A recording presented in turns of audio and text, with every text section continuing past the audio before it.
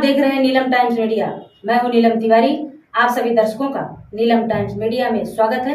आइए नजर डालते हैं आज के मुख्य समाचारों पर। भिवंडी कामतघर स्थित हनुमान मंदिर के सभागृह में स्कूल नंबर 33 व 42 के विद्यार्थियों को किया गया पुस्तक वितरण, जिसमें सभी शिक्षक शिक्षिका विद्यार्थी उपस्थित रहे। भिवंडी महानगर पालिका द्वारा स्कूल नंबर 33 व 42 कामतघर शाळा पूर्व तैयारी मेड़ावा एवं मुफ्त पाठ्य पुस्तक वाटप का कार्यक्रम आयोजित किया गया, जिसमें प्रमुख अतिथि के रूप में माजी उपमहापौर व वरिष्ठ नगर सेवक मनोज जी काटेकर और वरिष्ठ नगर सेविका वंदनाताई मनोज काटेकर उपस्थित थे। और इस कार्यक्रम में विशेषकर कामतघर की कुमारी अमीषा सतीश चौधरी को डॉक्टर BHMS की पदवी मिलने के उपलक्ष्य में इनका स्वागत सत्कार मनोज काटेकर जी और वंदनाताई काटेकर के हाथों किया गया। इस अवसर पर शिवसेना शाखा के सभी पदाधिकारी, कार्यकर्ता और आंगनबाड़ी की सेविकाएं, विद्यार्थी, टीचर उपस्थित रहकर कार्यक्रम को सफल बनाया। और अधिक जानकारी देते हुए मनोज जी काटेकर और वंदनाताई मनोज काटेकर ने क्या कहा, आइए देखते हैं।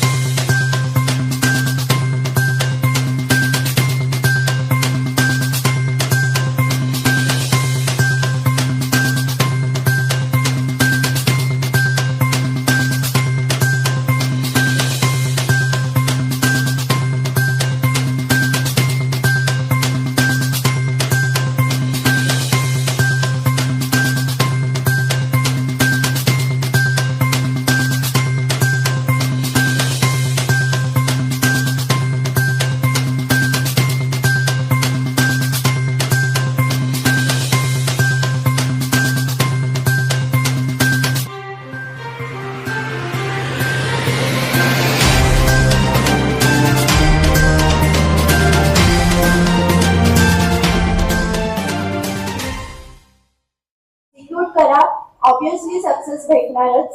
Thank you so much and thank you so much once again मला आज इथे बोलवलं. थँक्यू. सगळ्यांनी या तुम्ही सरकारी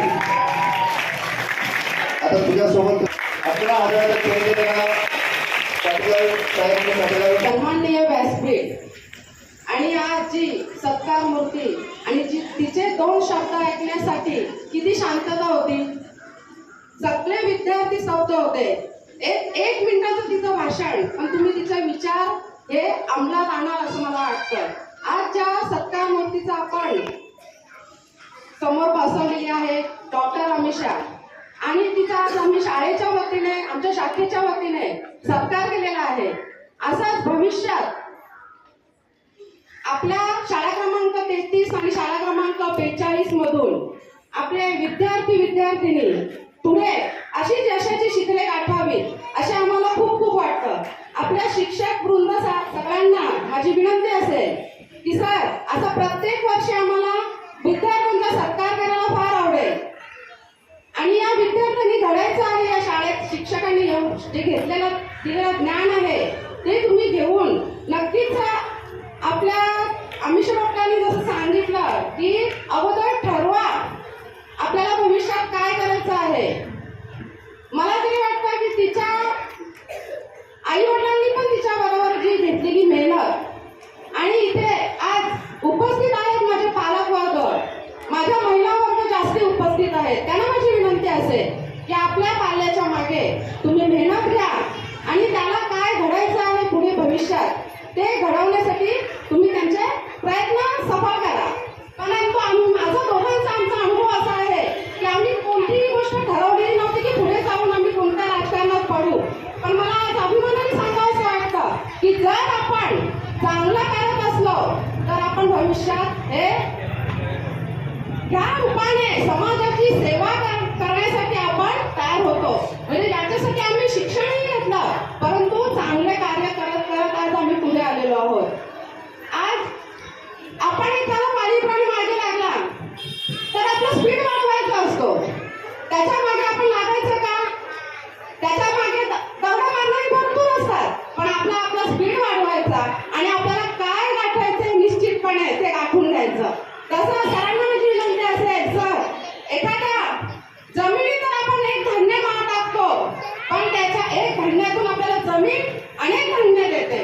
तसे तुम्ही आमच्या शाळेमध्ये ज्ञान रूपाने जे शिक्षकांना ज्ञान देत आहे त्याच्यातून अनेक विद्यार्थी आमचे चांगले घडावेत आणि असेच आम्ही प्रत्येक वर्षी वरच्यावर खूप खूप मुलांचे सत्कार करू असं आम्हाला वाटतं.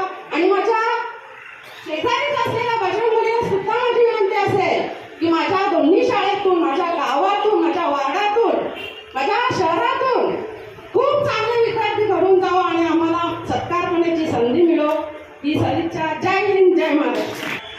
आज या ठिकाणी शाळेचा कार्यक्रम, दोन्ही शाळांचे पुस्तक वाटपाचा कार्यक्रम होता, परंतु तुम्हाला या ठिकाणी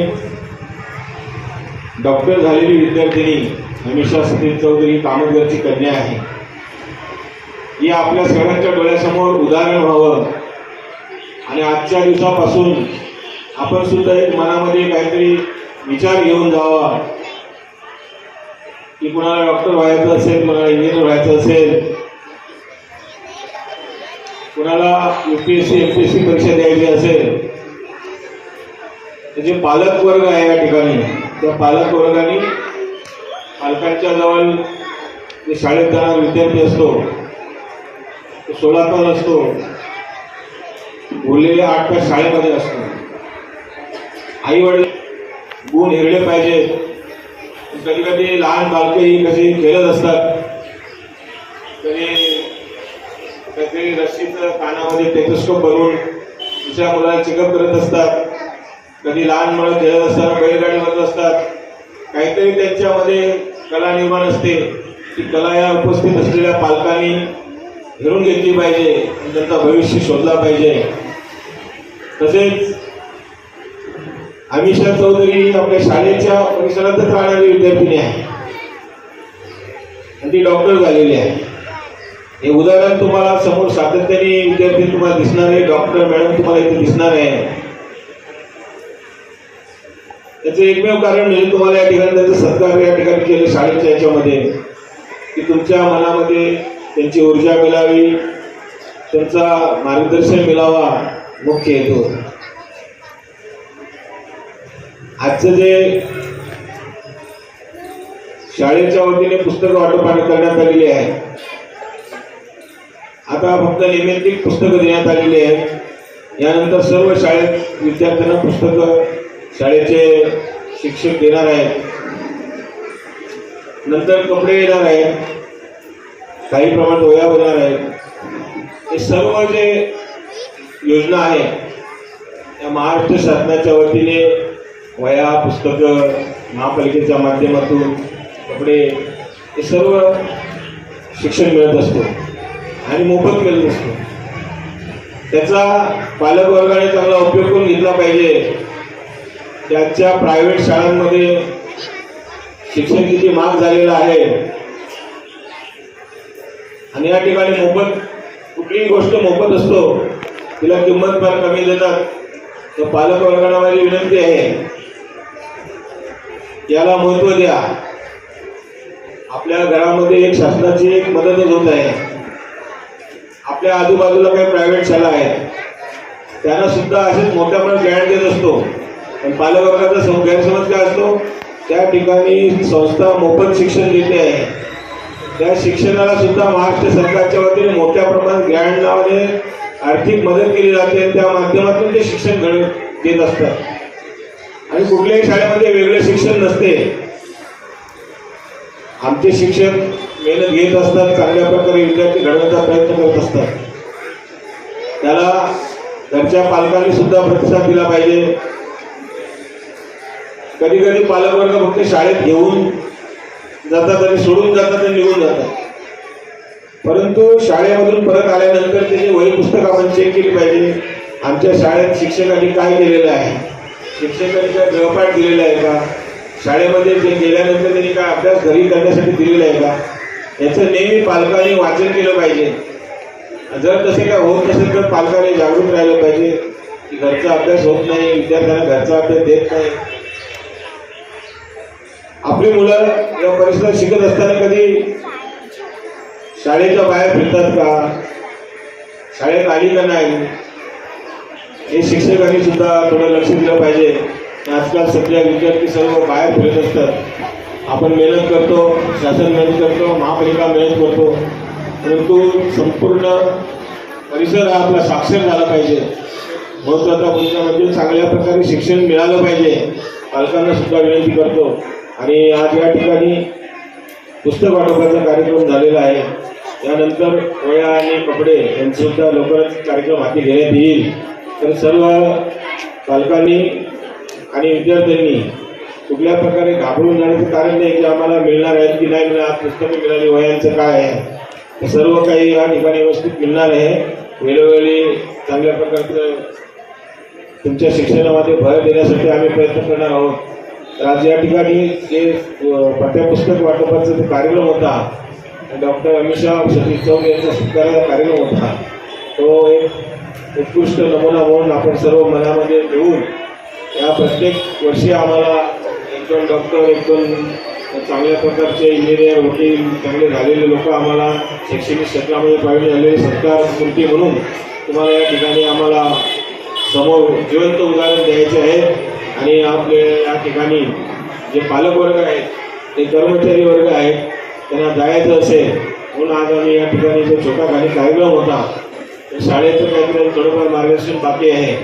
तत्पुरती मी आपले 2 शब्द संपवतो. जय हिंद, जय महाराष्ट्र. इसी तरह सबसे पहले समाचारों को देखने के लिए नीलम टाइम्स मीडिया को सब्सक्राइब करें, लाइक करें, शेयर करें. धन्यवाद.